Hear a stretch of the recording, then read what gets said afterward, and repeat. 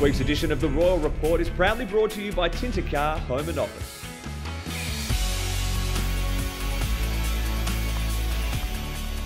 For Fraser down at East Perth, we were able to play him down back. We played him in the ruck and we played him as a forward, and he was able to show some real versatility there, and that enabled him to put his hand up for selection, and then was able to contribute both as a forward and as a ruckman in the AFL side.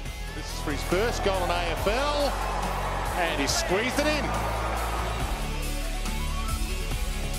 Lucas off half back. Since crossing from Carlton, Kane's come over and he's shown us a really great attitude to improve and to develop his game. He's done a lot of extra work on his kicking and on his work inside the contest, so that's transferred to waffle games, where he's been probably our most consistent player throughout the season.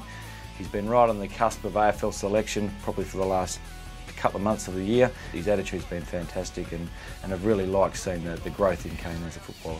20 possessions and a goal for Kane Lucas. Good day's work.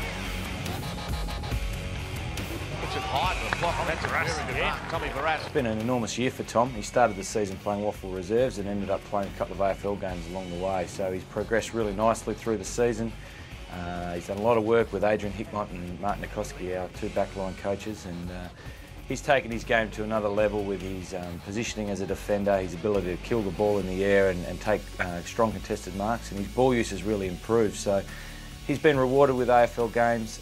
He'll no doubt be a good player for us in the years to come.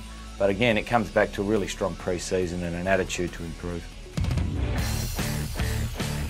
Straight to Newman, off his step. He loads up on his left, and it goes all the way. He's been a consistent and valuable contributor at East Perth, whilst he's had some injury interruptions, which has probably impacted his ability to play AFL football this year. He has got himself into the squads at times.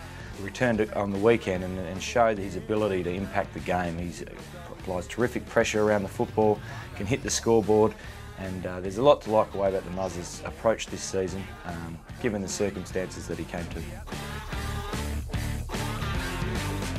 Collins, the finish required, and he duly delivered. Grant's continued to evolve his game as a midfielder, in particular at East Perth this year. I think he's played the one game of AFL this season, coming on as a sub, but he's shown a more consistent and reliable contribution down there at East Perth. He's played midfield and forward.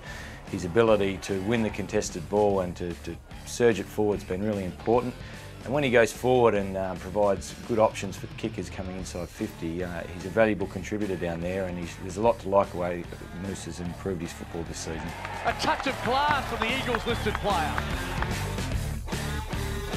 Probably our two most impressive developers and improvers this season have been our two guys that have switched codes from international sports in Corey Adamson and Paddy Brophy. They've done a lot of extra work to improve their games, and they've become really reliable, consistent performers down at East Perth, and there's a lot to like about the way they've embraced the change of code, and they've embraced the work required to be valuable players.